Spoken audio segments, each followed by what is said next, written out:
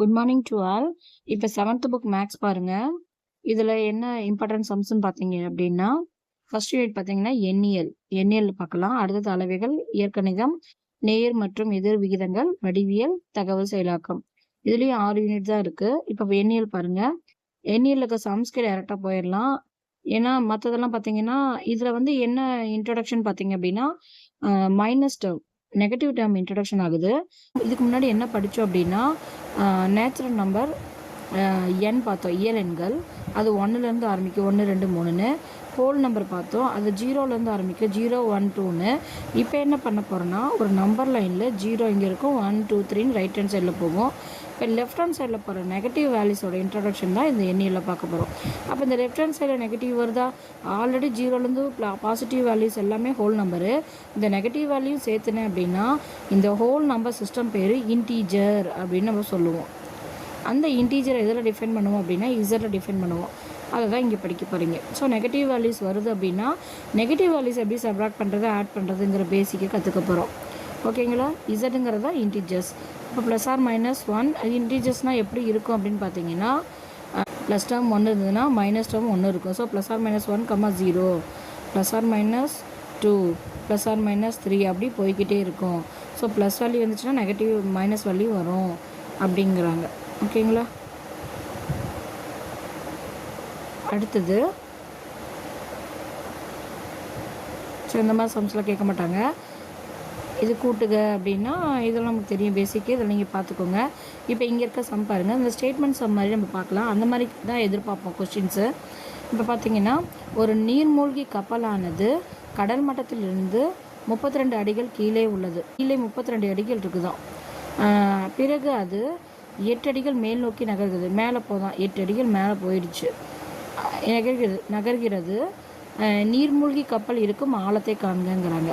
இப்போது நமக்கு வந்து இந்த நம்பர் லைன் மாதிரி தான். நம்பர் லைனில் இப்போ இது சென்ட்ரல் லைனு, இது வந்து நிலத்துக்கு மேலே போகிறது எல்லாமே பாசிட்டிவ் வேல்யூ மாதிரியும், அடியில் கீழே போகிறப்போ நமக்கு மெஷர்மெண்ட் வந்து நம்ம நிலத்துலேருந்து தான் போகும். ஸோ இதெல்லாம் பாசிட்டிவ். அது கீழே போகுது அப்படின்னாலே சப்மெரினாலே அது என்னவாயிரும், நெகட்டிவ் வேல்யூஸு -1 -2 அப்படின்னு வந்துடும். ஓகேங்களா? அப்போது இப்போ பார்த்தீங்கன்னா நடுவில் வேல்யூ 0. இப்போ கீழே இருக்குது அப்படின்னா -32ன்னு அர்த்தம். நீர்மூழ்கி கப்பல் வந்து கீழ் அடிமட்டத்தில் இருக்குது அப்படின்னாலே -32. அது மேலே போயிடுச்சு, மேலே போகுது அப்படின்னாலே பாசிட்டிவ், +8. இது ரெண்டையும் ஆட் பண்ணால் அதோட ஆழத்தை சொல்லலாம். ஸோ ஆட் பண்ணிங்கன்னா -32 + 8 என்ன வரும், -24 எக்ஸிஸ்ட் ஆகுது. பெரிய நம்பரோட சைன் வந்து மைனஸு. ஸோ இந்த மாதிரி சம்ஸ் வராது, ஜஸ்ட் இன்ட்ரொடக்ஷனு. இது வந்து கொஞ்சம் டஃப்பாக தான் வரும். ஸோ அடுத்தது பார்த்திங்கன்னா தரைத்தளத்திலிருந்து ஒருவர் 6 தளம் மேலே செல்கிறார்னா +6. அவர் 6 தளம் கீழே இறங்குகிறார் அப்படின்னா -6. ஸோ ரெண்டையும் ஆட் பண்ணால் 0. இதெல்லாம் பார்த்துக்கோங்க, இதெல்லாம் அந்த அளவுக்கு வராது. ஸோ அடுத்தது பார்த்தோம்னா இந்த சம் என்னன்னு பாருங்கள். சித்ரா என்பவர் தன்னிடம் ரூபாய் 150 வைத்துள்ளார். அவர் ரூபாய் 225 மதிப்புள்ள ஒரு கைப்பையை வாங்க நினைத்தால் அவர் தோழியிடம் கடன் பெற வேண்டிய தொகை எவ்வளவு? மைனஸ் பண்ணி பார்த்தா தெரிஞ்சு போயிடும். ஸோ இதெல்லாம் இம்பார்ட்டன்ட் கிடையாது.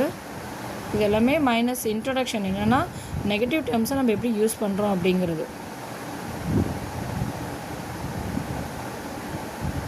இப்போது இந்த கொஷின் பாருங்கள். இதுதான் இந்த மாதிரி கொஷின்ஸ் கண்டிப்பாக வரும். ஒரு பழ வியாபாரி ஒரு கிலோவுக்கு 15 ரூபா லாபம். ஒரு பழ வியாபாரி கிலோவுக்கு ரூபாய் 15 லாபம் வீதம் 5 கிலோ மாம்பழங்களை விற்றார். அப்போ 5 கிலோ மாம்பழங்களை விற்கிறாரு அப்படின்னா எவ்வளோ லாபம் பெறுவார் அப்படின்னு கேட்குறாங்க. ஸோ இது 2 கிராஸ் மல்டிப்ளிகேஷன் பண்ணிங்கன்னா வேல்யூ என்னன்னு தெரிஞ்சிடும். இப்போ என்ன கிராஸ் மல்டிப்ளிகேஷனாக இது எக்ஸ்ன்னு வச்சுக்கோங்க. இது எக்ஸு, 1 × x எக்ஸு, 5 × 15 என்ன வரும், 75 வரும். ஸோ 5 கிலோனா 75 ரூபாய் லாபம் கிடைக்கும் அவங்களுக்கு.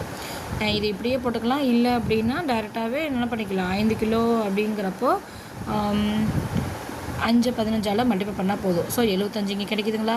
அடுத்தது பார்த்திங்கன்னா பிறகு கிலோவுக்கு 30 ரூபா நட்டோம். ஸோ லாபம் நம்ம என்னென்னு பார்த்தோம்னா லாபம் வந்து ரூபாய் 75 தான். நட்டம் என்னென்னு பார்க்குறீங்க. நட்டம்னா நஷ்டம் வந்து பார்த்திங்கன்னா அதே 30 ரூபா நட்டம். ஒரு கிலோவுக்கு 30 ரூபா நட்டம். அங்கே 15 ரூபா லாபம், இங்கே 30 ரூபா நட்டம். ஸோ நட்டம் அதிகம். 3 கிலோ ஆப்பிள்களை விற்கும்போது நஷ்டமாகுது. அப்போ 3 கிலோ ஆப்பிள்கள், அங்கே 5 கிலோ மாம்பழம், இங்கே 3 கிலோ ஆப்பிள், அவ்வளோதான். அப்போ 3 × 30 போட்டிங்க அப்படின்னா என்ன வரும்? 90 வரும். ஸோ 90 ரூபா நட்டம் வருது. இப்போ என்ன கேட்குறாங்க அப்படின்னா, நிகர லாபம் அல்லது நட்டம் எவ்வளோ? நட்டம் பார்த்தாலே தெரியுது, லாபத்தை விட நட்டம் வந்து அதிகம். ஸோ அப்போ இதுலேருந்து இதை மைனஸ் பண்ணிட்டா நமக்கு நட்டம் என்னன்னு தெரிஞ்சு போயிடும். ரூபாய் 15 அப்படின்னு போட்டிருக்காங்களா? ஈஸியான சம்மு. ஸோ டேரெக்டாக மைனஸ் பண்ணிக்கிறோம். மல்டிபிள் பண்ணி மைனஸ் பண்ணுறீங்க, அவ்வளோதான்.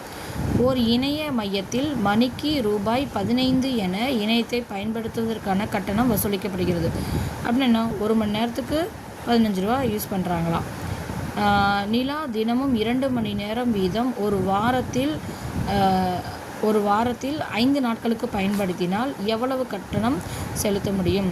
இப்போது தினமும் 1 மணி நேரத்துக்கு தான் 15, 2 மணி நேரத்துக்கு எவ்வளோ நம்ம பார்க்கணும். ஆனால் இவங்க என்ன பண்ணுறாங்க அப்படின்னா, எத்தனை நாளைக்கு கொடுத்துருக்காங்க? 15 நாளைக்கு. அப்போ 2 × 5 போட்டுக்கிறோம், 10ன்னு வந்துடும். அப்போ 10 நாளைக்கு என்னென்னு நம்ம பார்க்க போகிறோம். அப்போ இதை அப்படியே கிராஸ் மல்டிப்ளிகேஷன் பண்ணிக்கோங்க. புரியுதுங்களா? ஒரு நாளைக்கு 15 ரூபாய் கட்டண வசூலி, 1 மணி நேரத்துக்கு. இங்கே 2 மணி நேரம், எத்தனை நாளைக்கு? 15 நாளைக்கு. ஸோ 15ன்னு சரி 5 நாட்கள். ஸோ 5 நாட்கள் அப்படின்னா 2 10 எவ்வளோ வசூல் பண்ணியிருப்பாங்கன்னு கேட்குறாங்க. ஸோ அதை நான் எக்ஸ்ன்னு எடுத்துக்கிறேன். இது ரெண்டையும் மல்டிபிள் பண்ணுறேன். அப்போ 1 × x = 10 × 15. 10 × 15 மல்டிபிள் பண்ணால் என்ன வரும்? 150 ரூபாய் என்ன பண்ணியிருப்பாங்க? வசூல் பண்ணியிருப்பாங்க அப்படின்னு சொல்கிறாங்க. எல்லாமே இந்த கிராஸ் மல்டிப்ளிகேஷனில் போட்டிங்கன்னா கொஞ்சம் நமக்கு ஈஸியாக இருக்கும். இதுதான் நமக்கு இதுக்கு ஷார்ட்கட்டு. இங்கே உட்காந்து பார்த்தீங்கன்னா ஸ்டெப் பை ஸ்டெப்பாக ஒவ்வொன்றும் உட்காந்து மல்டிபிள் பண்ணியிருப்பாங்க. பாருங்கள், 5 நாட்களுக்கு இணைய மையத்தில் செலவிடும் நேரம் 5 × 2. ஸோ 10 மணி நேரம். அப்போ 10 மணி நேரங்கிறது அவங்க ஸ்பெண்ட் பண்ணது. 1 மணி நேரத்துக்கு 15 ரூபா. அப்போ 10 மணி நேரத்துக்கு 10ஆல் மல்டிபிள் பண்ணிக்கிறீங்க, 150 வரும். இப்படிப்பட்டாலும் ஓகே. ஸோ நீங்கள் எல்லா ஸ்டெப்பையும் தெரிஞ்சுக்கிறது நல்லது தான்.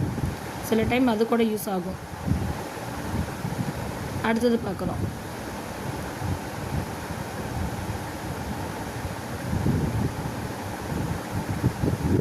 இப்போ இங்கே பார்க்கலாம். கோடை காலம் இருக்குது. இங்கே இந்த சம் தான் கொஞ்சம் இம்பார்ட்டன்ட், மற்றதெல்லாம் ஸ்டேட்மெண்ட் சம் கிடையாது. ஓகே. கோடை காலத்தில் குளத்தில் உள்ள நீரின் அளவு ஒரு வாரத்திற்கு 2 அங்குலம் குறையுதான். 6 வாரங்களுக்கு. அப்போ ஒரு வாரம், இது வாரம், இது அங்குலம். ஒரு வாரத்துக்கு 2 அங்குலம் குறையுது. 6 வாரத்துக்கு எவ்வளோ குறையுன்னு தான் கேட்குறாங்க. ஸோ இதுவும் நம்ம என்ன பண்ணலாம்? இது தெரியாதுக்கு எக்ஸ்ன்னு போட்டுக்கோங்க, மல்டிபிள் பண்ணிக்கோங்க. அப்போ 1 × x = 6 × 2. 6 2 எத்தனை? 12. அப்போ 12 அங்குலம் என்னவாக இருக்கும்? குறைஞ்சிருக்கும் அப்படின்னு சொல்கிறாங்க. ஓகேங்களா?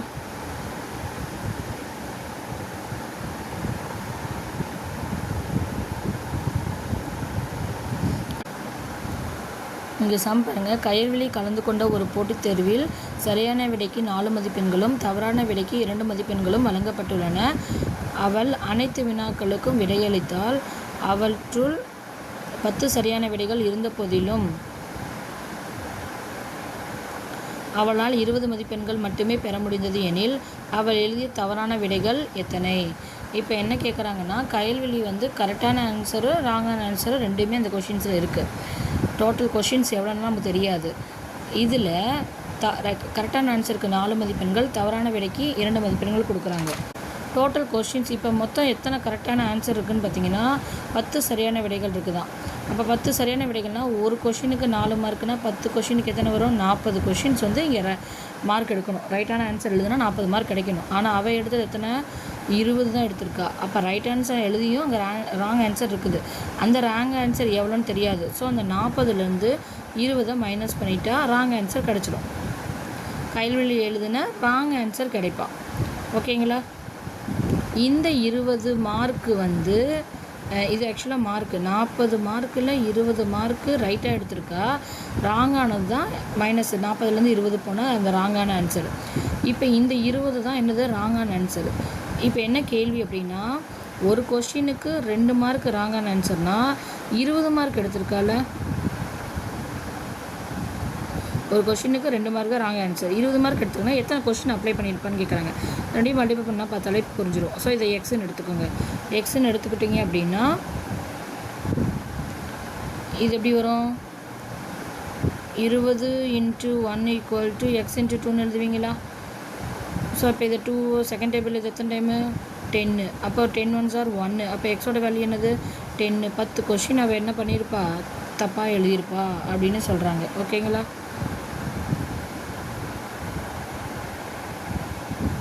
புரிஞ்சுதா? இங்கே பாருங்கள், இந்த இடத்துல கொடுத்துருக்காங்க 10 சரியான விடை எழுதியிருப்பாங்க. ஸோ 10னா 40ன்னு இருந்திருக்கும்.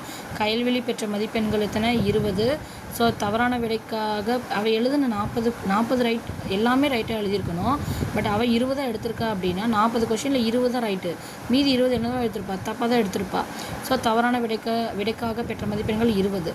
ஒரு தவறான விடைக்கு 2 மதிப்பெண்ணா இப்போ அங்கே என்னது? டோட்டலாக 20 மார்க் எடுத்திருக்கா. அப்போ தவறான விடை தானே கேட்குறாங்க. அப்போ 2ஆல் வகுத்தீங்கன்னா 10. ஸோ இந்த ஸ்டெப்லேயும் போட்டுக்கலாம், இல்லை கிராஸ் மல்டிப்ளிகேஷன்லையும் போட்டுக்கலாம். ஓகேங்களா? அடுத்தது, ஒரு வணிகர் ஒருவர் தனது பழைய இருப்பில் இருந்து ஒரு நோட்டு புத்தகத்தை விற்பதன் மூலம் ரூபாய் 5 லாபம் பெறுகிறார். லாபமும் ஒரு பேனாவை விற்பதன் மூலம் 2 ரூபாய் நட்டமும் அடைகிறார். 20 புத்தகங்களை விற்ற ஒரு குறிப்பிட்ட நாளில் அவருக்கு லாப நட்டம் எதுவுமின்றி இருந்தார் எனில் அன்று அவர் விற்பனை செய்த பேனாக்களின் எண்ணிக்கையை காண்க. ஸோ இங்கே நார்மலாகவே ஒரு லாபமும் நடக்குது, நஷ்டமும் நடக்குது. லாபம் எப்படி? நோட்டு புத்தகத்தை விற்கிறப்போ 5 ரூபாய் லாபம் வருது. ஓகேங்களா? பேனாவை விற்கிறப்போ நஷ்டம் நடக்குது. எப்படி? பென், இது புக்ஸுன்னு வச்சுக்கோங்க, இது பென்னுன்னு வச்சுக்கிட்டேன். எவ்வளோ நஷ்டம்? 2 ரூபாய் நஷ்டம். இது லாபம் கிடைக்குதான். ஓகே, 20 புத்தகங்களை விற்ற ஒரு குறிப்பிட்ட நாள், ஒரு நாளில் 20 புக்ஸை விற்கிறார். எத்தனை புக்ஸு? 20 புக்ஸு. ஒரு புக்கு விற்றாலே 5 ரூபாய் லாபம். அப்போ 20 புக்ஸ் விற்றா எத்தனை ரூபாய் லாபம்? 20 × 5 எத்தனை வரும்? 100 ரூபாய் லாபம் பெற்றிருப்பார். அந்த நாளில் விற்கிற அந்த நாளில் லாபமும் நட்டமும் எதுவும் இன்றி, அப்படி மீன்ஸ் லாபமும் இல்லை நஷ்டமும் இல்லை, அவங்களுக்கு ப்ராஃபிட்டும் இல்லை லாஸும் கிடையாது. அப்படின்னா என்ன அர்த்தம்னா இங்கேயும் 0 இங்கேயும் 0ன்னு அர்த்தம். இப்போ இது 2 0னா என்ன மீனிங் சொல்கிறாங்கன்னா ப்ராஃபிட்டும் லாஸும் ஒன்றே தான் அப்படிங்கிற கான்செப்ட். அப்போ அவங்களுக்கு என்ன ப்ராஃபிட்டு வருதோ அதே தான் லாஸில் இருக்கும், என்ன லாஸில் வருதோ அதுதான் ப்ராஃபிட்டில் இருக்கும். அப்போ நான் 100 ரூபாய் லாபம் விற்றுருந்தேன்னா கண்டிப்பாக 100 ரூபாய் நஷ்டமாகவும் இருந்திருக்கும் அப்படிங்கிறத நம்ம இங்கே புரிஞ்சுக்க வேண்டிய ஒரு விஷயம். ஓகேங்களா? ஏன் அப்படின்னா அவங்க கேட்குற கொஷின் பார்த்திங்கன்னா அவர் விற்பனை செய்த பேனாக்களின் எண்ணிக்கை என்னன்னு கேட்குறாங்க. புக்ஸை தான் விற்றுருக்காரு, 100 ரூபாய் லாபம். இப்போ பேனாவை கேட்குறாங்க. இப்போ பார்த்துக்கோங்க,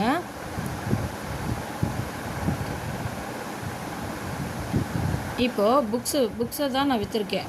எத்தனை வந்துச்சு? ரூபாய் 100 லாபம். ஓகேங்களா? இப்போ பேனா விற்கிறப்போ அது அந்த நாளில் ப்ராஃபிட்டும் லாஸும் ஒன்றுன்னு சொல்லிட்டோம். ஸோ 100 ரூபா ப்ராஃபிட்னா 100 ரூபா லாஸும் தான் நடக்கும். அப்போ நமக்கு 100 ரூபாவும் லாஸ் தான். இப்போ எண்ணிக்கை தான் கேட்குறாங்க. அப்போ ஒரு பேனா விற்றா எவ்வளோ நஷ்டம்? 2 ரூபாய் நஷ்டம். அப்போது 100 ரூபா லாபம் கிடைக்குதுன்னா எத்தனை பேனாக்களை விற்றுருக்கணும் அப்படின்னு கேட்குறாங்க. அப்போ இதை எக்ஸ்ன்னு வச்சுக்கோங்க. இதனாடியே குறுக்கு பெருக்கல் பண்ணுங்கள். ஸோ குறுக்கு பெருக்கல் பண்ணிங்கன்னா என்ன வரும்? 1 × 100 100 = x × 2ன்னு வரும். ஸோ 2 எத்தனை டைமு? 50. அப்போது எத்தனை பேனாக்கள் அவங்க விற்றுருப்பார் அன்றைக்கி? 50 பேனாக்களை விற்றுருப்பார் அப்படிங்கிறாங்க. ஓகேங்களா? அடுத்து இந்த சம் பாருங்கள், 4th சம்மு. இரு முழுக்களின் பெருக்கல் பலன் -135. 2 முழுக்கள், 2 நம்பரை பெருக்கிறோம். அந்த 2 நம்பர் எது நமக்கு தெரியாது. அதில் ஒரு நம்பர் வந்து எக்ஸ்ன்னு எடுத்துக்கிறோம், இன்னொரு நம்பரு -15. ஒரு நம்பரை கொடுத்துட்டாங்க, இன்னொரு நம்பர் என்னென்னு தெரியாது. ரெண்டையும் பெருக்குன்னா -135 கிடைக்குதான். அப்போ அந்த எண் யாதுன்னு கேட்குறாங்க. ஸோ இந்த எக்ஸை இங்கேயே வச்சுட்டு இந்த -15 ஈக்குவலுக்கு அந்த சைடு கொண்டு வந்துட்டால் /15 ஆகிடும். So minus cancel. இதை கேன்சல் பண்ணால் நமக்கு என்ன கிடைக்கும் அப்படின்னு பார்த்தீங்கன்னா 9 கிடைக்கும். அடுத்தது, ஓர் இடத்தில் வெப்பம் சீராக குறைகிறது. சீரான இடைவெளியில் குறையுதான். 8 மணி நேர இடைவெளியின் போது வெப்பம் 24 டிகிரி செல்சியஸ் குறைந்தது எனில் 8 மணி நேரம் இடைவெளி. அப்போ 8 மணி நேர இடைவெளியில் 24 டிகிரி செல்சியஸ் வெப்பநிலை குறைகிறது. ஒவ்வொரு மணி நேர இடைவெளியிலும் குறைந்த வெப்பத்தின் அளவு. அப்போ ஒரு மணி நேரத்தில் ஒவ்வொரு மணி நேரம்னா ஒரு மணி நேரத்தில் குறைந்த வெப்பநிலை அளவு கேட்குறாங்க. அப்போ இது ரெண்டையும் கிராஸ் மல்டிப்ளிகேஷன் போட்டிங்க அப்படின்னா எக்ஸோட வேல்யூ 3 டிகிரி செல்சியஸ் வரும். செக் பண்ணி பார்த்துக்கோங்க.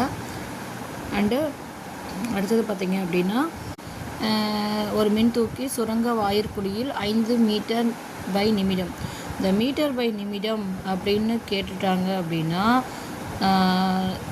நமக்கு வந்து டிஸ்டன்ஸ் அப்படின்னா அது மீட்டரில் மட்டும்தான் வரும். Kilometre metre distance. And time அப்படின்னா அது ஹாரில் 6 செகண்டில் வரலாம். பட்டு டிஸ்டன்ஸ் பை டைமுங்கிறது யாருன்னா ஸ்பீடு. அப்போ speed equal to distance by டைம்னு அர்த்தம். அப்போ டிஸ்டன்ஸோட மெஷர்மெண்ட்டு டிவைடட் பை டைமோட மெஷர்மெண்ட்டு வந்துச்சு அப்படின்னா அது ஸ்பீடை தான் கொடுத்துருக்காங்கன்னு அர்த்தம். அப்போ இங்கே கொடுத்துருக்கிறது என்ன, எலிவேட்டரோட ஸ்பீடு என்ன கொடுத்துருக்காங்க அப்படின்னு பார்த்தீங்கன்னா 5 மீட்டர் பை நிமிடம் ஸ்பீடு செல்கிறது. எப்போ கீழே போயிட்டுருக்குது. தரைமட்டத்திலிருந்து மேலே 15 மீட்டரில் மின்தூக்கி செயல்படுகிறது. அப்போ தரைமட்டம்னா ஒன்றும் இல்லை, கிரவுண்ட் ஃப்ளோரு. மேலே 15 மீட்டரில் இருந்து மின்தூக்கி செயல்படுகிறது. ஸோ அப்போ தரைமட்டத்திலிருந்து மேலேன்னா 15 மீட்டர் மின்தூக்கி இப்படி செயல்படுது. மின்தூக்கி இப்படி வருதுன்னு வச்சுக்கோங்க. இப்போது -250 மீட்டர் கீழ் நோக்கி செல்ல ஆகும் நேரம். இப்போ இதே கீழே போகுது அப்படின்னா கீழே -250 மீட்டர் கீழ் நோக்கி செல்லுது. மேலே ஆல்ரெடி 15 மீட்டரு, கீழே 250 மீட்டர் செல்லணும் அப்படின்னா அதுக்கு ஆகும் நேரம் என்னென்னு கேட்குறாங்க, டைம் என்னென்னு கேட்குறாங்க. ஆல்ரெடி இங்கே ஒரு 15, இங்கே ஒரு -250. அப்போ இது ரெண்டையும் ஆட் பண்ணால் நமக்கு எத்தனை டிஸ்டன்ஸ் வரும் அப்படின்னு பார்த்தீங்கன்னா 15 ப்ளஸ் இங்கே எத்தனை 250. ஸோ அந்த மைனஸ்லாம் கன்சிடர் பண்ண தேவையில்லை. இப்படி நம்ம போட்டுக்கலாம். எப்படி போட்டுக்கலாம் அப்படின்னு பார்த்தீங்கன்னா இது வந்து 15 மீட்டர் இருக்கா, ஆல்ரெடி -250 அவங்க கொடுத்துருக்காங்களா. கீழ் நோக்கி வருது அப்படின்னா கிரவுண்ட்லேருந்து கீழே போயிட்டாலே மைனஸ் தான் வரணும். ஸோ -250ன்னு வரும். ஸோ நமக்கு 15 ப்ளஸ் -2 ப்ளஸ் 250ன்னு கிடைக்கும். இப்போ இது ரெண்டையும் ஆட் பண்ணால் நமக்கு என்ன கிடைக்கும் அப்படின்னா 265 கிடைக்கும். இதுதான் டோட்டல் டிஸ்டன்ஸு. ஓகேங்களா, 265. ஓகே, இப்போ என்ன கேட்குறாங்க அப்படின்னா நேரம் கேட்குறாங்க. அந்த கீழே 250 மீட்டர் வரணுன்னா மேலே 15லேருந்து கீழே 250 வரணும்னா அதுக்கு எவ்வளோ நேரம் எடுத்துக்குது அப்படின்னு கேட்குறாங்க. ஸோ நமக்கு speed equal to distance by time தெரியும். டிஸ்டன்ஸும் உங்களுக்கு தெரியும், ஸ்பீடும் கொடுத்துட்டாங்க. அப்போ டைமை தானே கண்டுபிடிக்கணும். டைம் இங்கே கூட்டிகிட்டு வந்துட்டு ஸ்பீடு இங்கே கூட்டிகிட்டு வந்துடுங்க. அப்போ time equal to distance by speed. அப்போ டிஸ்டன்ஸ் யார் 265, ஸ்பீடு யார் 5. ஸோ இதை கேன்சல் பண்ணிங்கன்னா எத்தனை time 5 5s are 25, remaining 5 53. So 53 டைமுங்கிறப்ப நமக்கு என்ன வரும், நிமிடத்தில் வரும் ஆன்சர். ஓகேங்களா, அடுத்தது இந்த யூனிட்டில் அவ்வளோதான் இம்பார்ட்டன்ட் சம்மு. ஒரு 6 சம் வந்து இதை வந்து ஷார்ட்கட் மாதிரி நான் பிடிஎஃப் உங்களுக்கு சென்ட் பண்ணியிருக்கேன். அது பார்த்தா போதுமானது. மற்றபடி இதில் இருக்கிற ஒரு 6 சம்ஸ் இருக்கும். சேம் அதேலாம் தான் இந்த பிடிஎஃப்பில் பாருங்கள். ஒரு நீர் தொட்டியிலிருந்து இதில் புக்கில் இருக்க சம்ஸ் தான். இப்படி நீங்கள் பார்த்தா போதும் அப்படிங்கிறதுக்காக அங்கே ஸ்டெப் பை ஸ்டெப்பாக போட்டிருப்பாங்க. இந்த மாதிரி நம்ம எழுதுனா போதுங்கிறதுக்காக நான் இதை பிடிஎஃப்பில் போட்டிருக்கேன். ஒரு நீர் தொட்டியிலிருந்து ஒவ்வொரு நாளும் 100 லிட்டர் தண்ணீர் பயன்படுத்தப்படுகிறது. தற்போது நீர் தொட்டியில் 2000 லிட்டர் தண்ணீர் உள்ளது எனில் 10 நாட்களுக்கு முன்பு தொட்டியில் இருந்த நீரின் அளவினை கணக்கிடுக அப்படின்னு கேட்குறாங்க. அப்போ என்ன சொல்கிறாங்க அப்படின்னா ஒரு நீர் தொட்டியில் வந்து ஒவ்வொரு நாளும் 100 லிட்டர் தண்ணீர் வந்து நிரம்புதான். ஸோ நான் இங்கே பாருங்கள் 4 லிட்டர்னு எழுதி வச்சுருக்கேன். ஸோ ஒவ்வொரு நாளுக்கு 100 லிட்டர் தண்ணி நிரம்புது. அடுத்தது தற்போது 2000 லிட்டர் தண்ணீர் இருக்குது. ஸோ இப்போ இருக்கிற தண்ணியோட லிட்டர் வந்து பார்த்திங்கன்னா 2000 லிட்டர். ஸோ இதை நமக்கு இருக்கட்டும். அடுத்தது ஒன்று கொடுத்துருக்காங்க. அப்படி இருக்குது அப்படின்னா 10 நாளைக்கு முன்பு தொட்டியில் இருந்த நீரின் அளவை கண்ணுங்கிறாங்க. ஸோ ஃபஸ்ட்டு அதை போட்டுக்குவோம். இது வந்து ஒரு நாளுக்கு 100 லிட்டர் தண்ணி. அப்போ 10 நாளைக்கு எத்தனை லிட்டர் தண்ணின்னு கேட்டோம்னா நம்ம இதை எக்ஸ்ன்னு வச்சுட்டோம்னா கிராஸ் மல்டிப்ளிகேஷன் பண்ணுவோமா, பண்ணோம்னா என்ன வரும், x × 1 x = 10 × 100 வருமா. ஸோ 10 × 100 என்னது 1000. ஸோ எக்ஸோட வேல்யூ 1000. 10 நாளுக்கு முன்பு தொட்டியில் இருந்த தண்ணீரின் அளவினை கணக்கிடுங்க அப்படிங்கிறாங்க. அப்போது 10 நாட்களுக்கு முன்பு 10 லிட்டர் தண்ணி 1000 லிட்டர் தண்ணி இருந்திருக்கு. இப்போ 2000 லிட்டர் தண்ணி இருக்குது. அப்போ மொத்தமாக எத்தனை லிட்டர் தண்ணி இருந்திருக்கும்? அதுக்குள்ளே 3000 லிட்டர் தண்ணி இருந்திருக்குமா? ஸோ அதை ரெண்டையும் ஆட் பண்ணி போட்டிருப்பாங்க. ஓகேங்களா? அடுத்த சம் பாருங்கள்.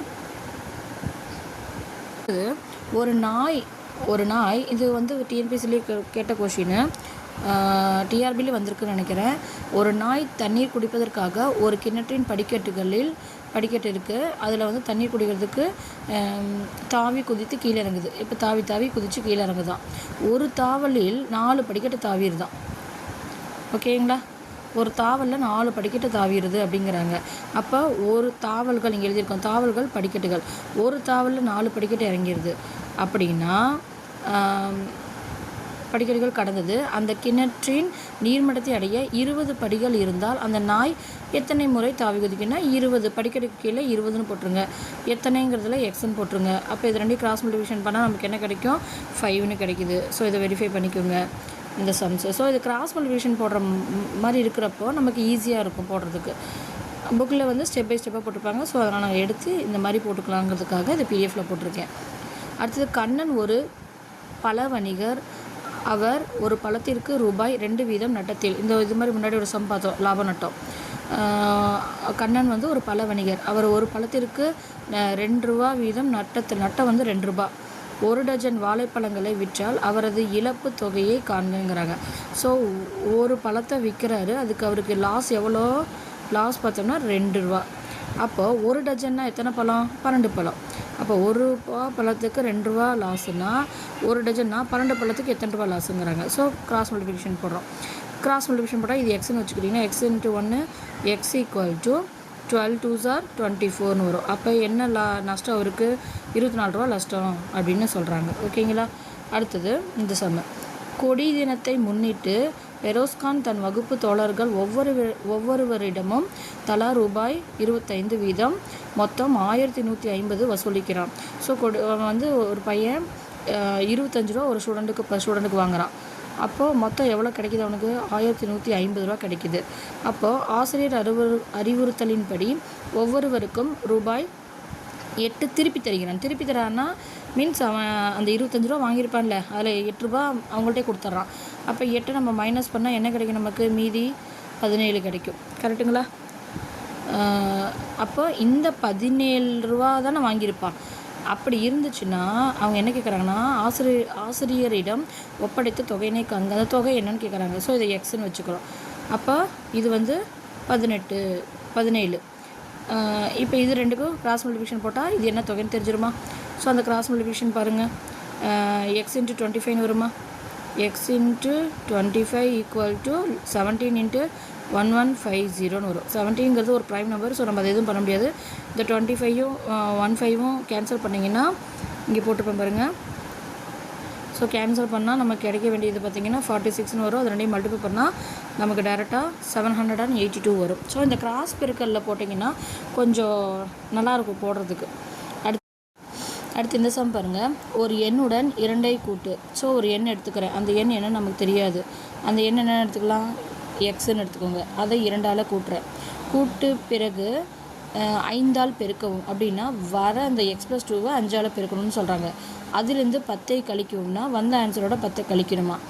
அதனை 4ஆல் வகுத்தால் அப்போ 4ஆல் டோட்டல் நம்பரை வகுத்தால் எனக்கு என்ன கிடைக்குமா? 15 கிடைக்கும். அப்போ அந்த எண் என்னன்னு கேட்குறாங்க. ஸோ அப்போ நம்ம இதை எப்படி எழுதலாம்னா, ஃபஸ்ட்டு இந்த 15 ஈக்குவலுக்கு அந்த சைடு கூட்டிகிட்டு போயிருங்க. ஸோ அதை நான் 2 ஸ்டெப்பில் போட்டிருப்பேன் இந்த சம்மை. ஏன் அப்படின்னா எப்படி வேணாலும் சால்வ் பண்ணலாம். இந்த மெத்தட்லேயும் இந்த மெத்தட் ரெண்டுமே ஒரே மெத்தடு தான். பார்த்திங்கன்னா இது என்ன பண்ணியிருப்பேன்னா, இப்போ இந்த ÷ 4 ஈக்குவலுக்கு அந்த சைடு போயிடுச்சுன்னா என்ன வரும்? 15 × 4ன்னு வரும். 15 × 4 16 வரும். 16 + 10. இப்போ இந்த -10 ஈக்குவல் அந்த சைடு கூட்டிட்டு போய் +10. ஸோ 17 வரும். இந்த 5 × x+2ல் 5 மல்டிபிள் 5 ஈக்குவலுக்கு அந்த சைடு கொண்டு போயிட்டோன்னா ÷ 5 வரும். ஸோ இதை கேன்சல் பண்ணால் 14 வரும். இந்த +2 அங்கே போயிடுச்சுன்னா -2. இப்படி சால்வ் பண்ணிக்கோங்க. இல்லை ஏன்னா எதுக்காகனா ஸ்டெப்ஸ் 2 எழுதி பார்த்தேன். ஸோ இதில் எது ஈஸியாக இருக்கோ அதை போட்டுக்கோங்க. இது பார்த்திங்கன்னா இதுவும் ஈஸி தான். ஸோ இதை நம்ம மல்டிபிள் என்ன பண்ணுறோம், ஈக்குவல் இந்த சைடு கொண்டு போயிடும். இந்த 5 உள்ள மல்டிபிள் பண்ணிடுங்க. 5x 5 2s are 10ன்னு வரும். +10 -10 ஐ திங்க் இது கொஞ்சம் ஈஸியாக இருக்கும்னு நினைக்கிறேன். +10 -10 வரும். இது மல்டிபிள் பண்ணால் 16 வரும். So 5x = 60. அப்போ x = 60/5 12ன்னு வரும். ஓகேங்களா? ஸோ இப்படியே ஒன்று போட்டுக்கோங்க. அதை எழுதுனால நான் சொல்கிறேன். அடுத்த சம் பாருங்கள். ஏன்னா இந்த மாதிரி சம்ஸ் நமக்கு கேட்பாங்க. இந்த மாதிரி சம்ஸ் வந்து நமக்கு கேட்கறதுக்கான சான்சஸ் உண்டு. கொஞ்சம் ட்விஸ்டடாக இதே மாதிரி அதால் வகுத்துருங்க, அதை கூட்டுங்க, அந்த எண் என்ன அப்படின்னு கேட்பாங்க. ஸோ அதுக்காக தான் இந்த மாதிரி சம்ஸை நம்ம ஒர்க் அவுட் பண்ணி பார்க்கணும். அடுத்தது, காமாட்சி என்னும் பல வணிகர் 30 ஆப்பிள்களையும் 50 மாதுளைகளையும் விற்கிறார். அவருக்கு ஓர் ஆப்பிள் ரூபாய் 8 லாபமும் மாதுளை ரூபாய் 5 நட்டமும் கிடைத்தது எனில் அவரது ஒட்டுமொத்த லாப நட்ட தொகையினை காண்கிறாங்க. அப்போ நம்ம இடத்துல லாபம் எழுதிக்கிறோம், நட்டம் எழுதிக்கிறோம். ஒரு ஆப்பிள் விற்கிறதுக்கு அவருக்கு 8 ரூபாய் லாபமாக, ஒரு மாதுளை விற்கிறதுக்கு 5 ரூபாய் நட்டங்கிறாங்க. இது லாபமாக நட்டமாக நம்ம செக் பண்ணுறோம். ஸோ அப்போ 30 ஆப்பிள்னா என்ன, 30 × 8ன்னு போடுவீங்களா? ஸோ 240. 50 ஆப்பிள்னா 50 மாதுளைனா 50 × அந்த நட்டத்தை 5 ரூபா 250 ரூபா கிடைக்குது. ஸோ இது ரெண்டும் எது அதிகம்னு பாருங்கள், நட்டம் தான். ஸோ அவங்களுக்கு நட்டம் தான் கிடச்சிருக்கும். எவ்வளோ அப்படின்னு பார்த்தா இதில் வந்து இதை மைனஸ் பண்ணால் போதும், 10 அப்படிங்கிறது. ஓகேங்களா? அடுத்தது, ஒரு வறட்சி காலத்தில் மேட்டூர் அணையின் நீர்மட்டம் வாரத்திற்கு 3 அங்குலம் வீதம் குறைகிறது எனில் தொடர்ச்சியாக 6 வார கால இறுதியில் நீர்மட்டத்தில் ஏற்படும் மாற்றத்தை காண்க. அப்போ ஒரு வாரத்துக்கு 3 அங்குலம் குறையுது. அப்போ 6 வாரத்துக்கு எத்தனை வாரம் குறையுங்கிறாங்க. ஸோ கிராஸ் மல்டிப்ளிகேஷன் தான், இதை எக்ஸ்ன்னு வச்சுக்கோங்க. அதை இங்கே போட்டிருப்போம் பாருங்கள். x × 1 = 6 × 3. So 6 3s are 18. So 16 அங்குலம் என்னவாயிருக்கும், குறைஞ்சிருக்கும் அப்படிங்கிறாங்க. ஸோ இந்த சம் ஒரு சம். புத்தர் கிமுனா கிறிஸ்து பிறப்பதற்கு முன்னு, அப்போ பொது ஆண்டுக்கு முன்னு. ஸோ அப்போ கிமு வரப்போ என்னவாகும்னா மைனஸில் வரும். ஏன் அப்படின்னா நமக்கு இயர் எல்லாமே இப்படி தான், இப்போ 0ல் கிபியில் தான் நமக்கு வர்றது எல்லாமே பாசிட்டிவ் வேல்யூஸ்ன்னு சொல்லுவோம். இந்த 1990ஆம் ஆண்டு 18 19 20s அப்படின்னு சொல்கிறது எல்லாமே கிபியில் வருவாங்க. அதுக்கு முன்னாடி வர்றது எல்லாமே கிமு. ஸோ கிமுவில் வர்றது எல்லாமே நெகட்டிவ் அப்படியே ரெடியூஸ் ஆகிட்டே போகும் அப்படின்னு நம்ம சொல்லுவோம். ஸோ கிமுவில் கொடுத்துருக்காங்க 563 பிறந்து கிமு 483 இறந்தார். அப்பயே 560, இது ரிவர்ஸில் தான் வரும். இப்போ நம்ம நம்பர் லைன் பார்ப்போம். -1 இருக்குது, -2 இருக்குன்னா யார் பெருசு அப்படின்னா -1 தான் சொல்லுவோம். ஆனால் 1ங்கிறது 2 விட சின்ன நம்பர் தான். பட் மைனஸில் இவன் பெரிய நம்பர், அது மாதிரி தான். அப்போது இங்கே 563 இருக்குது மைனஸு. அப்போ முன்னாடி இருக்க நம்பர் இப்படி தானே வரும் இயரு. ஸோ 463 வருவாங்க. ஸோ 563 பிறந்து 463 83 இறக்குறாரு. அப்போ இறந்தார். அவர் கிமு 500 உயிர் வாழ்ந்தாரா? அவருடைய ஆயுட்காலம் எவ்வளவுன்னு கேட்க. இப்போ இந்த இடத்துல பெரிய நம்பர்லேருந்து சின்ன நம்பர் கழிக்கிறோம். ஸோ பெரிய நம்பர் இவங்க தான், சின்ன நம்பர் இவங்க தான். ஸோ இவங்களாம் நெகட்டிவ் நம்பர்ஸு. ஸோ நெகட்டிவில் இவன் ஃபஸ்ட்டு போட்டுக்கிறோம், அது செகண்ட் போட்டுக்கிறோம். மைனஸ் போடுறோம். மைனஸ் × மைனஸ் ப்ளஸ் வரும். ஸோ இந்த பெரிய நம்பரோட சைனு ப்ளஸில் வருது. மைனஸ் பண்ணால் 80 வருடம். ஸோ 80 வருஷம் வாழ்ந்திருக்காரு. அப்போ நமக்கு இது என்ன சொல்கிறோம், ஆயுட்காலம் இவ்வளோ அப்படின்னு நம்ம சொல்லிடுறோம் அவரை. அடுத்தது, 9.55 எடையுள்ள இனிப்புகளை 5 குழந்தைகளுக்கு சமமாக பங்கிட்டால் ஒவ்வொரு குழந்தைக்கும் எவ்வளவு இனிப்பு கிடைக்கும்?